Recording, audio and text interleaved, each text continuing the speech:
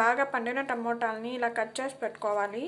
అలాగే ఇందులోకి నిమ్మకాయ సైజ్ అంతా చింతపండు తీసుకోవాలి.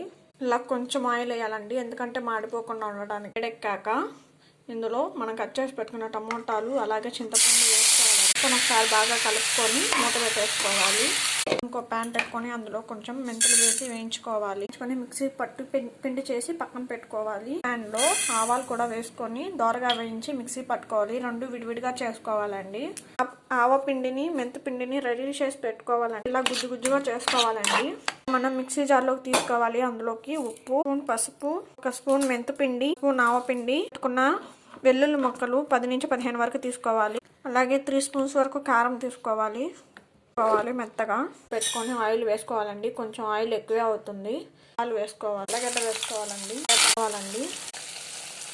ఎంతమందికి టమాటో పిక్కలు అంటే ఇష్టమో కామెంట్ చేయండి. మా ఛానల్